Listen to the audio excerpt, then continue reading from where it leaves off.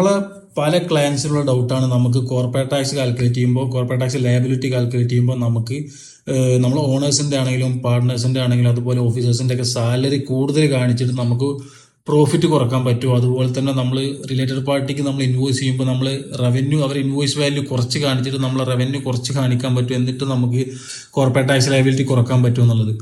ഈ ഒരു കാര്യത്തിൽ FTA ലോ പറയുന്നത് എന്താണെന്നുണ്ടെങ്കിൽ, നമ്പർ 1 ആർട്ടിക്കിൾ 36 കണക്റ്റഡ് പേഴ്സൺസ്. നമ്മൾ കണക്റ്റഡ് പേഴ്സൺ എന്ന് പറഞ്ഞു കഴിഞ്ഞാൽ അത് ഓഫീസേഴ്സ്, ഷെയർ ഹോൾഡേഴ്സ്, മാനേജേഴ്സ്, ഇവർക്ക് നമ്മൾ എന്ത് ഇൻവോയ്സ്, എന്ത് പേയ്മെന്റ്, ബോണസ്, ബെനിഫിറ്റ്സ്, സാലറി എന്ത് നമ്മൾ പേ ചെയ്യാന്നുണ്ടെങ്കിലും, എന്ത് ട്രാൻസാക്ഷൻ നടത്താന്നുണ്ടെങ്കിലും നമ്മൾ മാർക്കറ്റ് പ്രൈസിനോട് ഈ എമൗണ്ട് മാച്ച് ആയിരിക്കണം. നമ്പർ 1. അതുപോലെ തന്നെ ഇത് completely exclusively for business purpose ആയിരിക്കണം. ഇവർ സർവീസ് ഇവർ ചെയ്യുന്ന വർക്ക് ചെയ്യാന്നുണ്ടെങ്കിലും എന്താണെന്നുണ്ടെങ്കിലും നമ്മൾ ഈ റെമ്യൂണറേഷൻ കൊടുക്കാന്നുണ്ടെങ്കിൽ ഇത് ബിസിനസ് പർപ്പസ് ആയിരിക്കണം ഇതിന് ഇവർ ചെയ്യുന്നത്. അതായത് മാർക്കറ്റ് വാല്യൂ എത്ര എമൗണ്ട് ആണോ ഇങ്ങനെ ഈ ഒരു സർവീസിന് നമ്മൾ മാർക്കറ്റിൽ കൊടുക്കാറുള്ളത്, ആ സെയിം എമൗണ്ട് മാത്രം നമുക്ക് ഇവിടെയും കൊടുക്കാൻ പറ്റുള്ളൂ. അതാണ് ഇതിൻ്റെ ഒരു കാര്യം.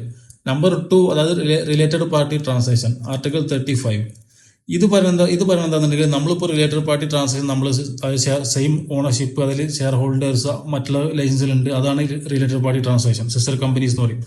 അതായത് ഈ കമ്പനീസ് നമ്മൾ ഈ സെയിൽസ്, നമ്മൾ എന്ത് സെയിൽസോ പർച്ചേസോ നമ്മൾ എന്ത് ചെയ്യാന്നുണ്ടെങ്കിലും ഈ ഒരു കമ്പനീസ് നമ്മൾ മാർക്കറ്റിൽ സപ്പോസ് ഒരു നമ്മളിപ്പോൾ ഒരു നോർമൽ കസ്റ്റമർ നമ്മൾ 10,000 ആണ് നമ്മൾ പ്രൊഡക്റ്റ് സെല് ചെയ്യുന്നത്, നമ്മൾ ഈ സെയിം പ്രൈസിനെ നമ്മൾ ഏത് നമ്മൾ സിസ്റ്റർ കമ്പനിക്കാണെങ്കിലും ഈ സെയിം പ്രൈസിനെ നമ്മൾ സെല് ചെയ്യണം. എന്നിട്ട് നമ്മൾ അതിന്റെ സപ്പോർട്ടിംഗ് ഡോക്യുമെന്റ്സ് നമ്മൾ പ്രോപ്പറായിട്ട് നമ്മൾ എടുത്തു വെക്കണം. അതാണ് ഇതിന്റെ ഈ കാര്യത്തിൽ FTA ലോ പറയുന്നത്.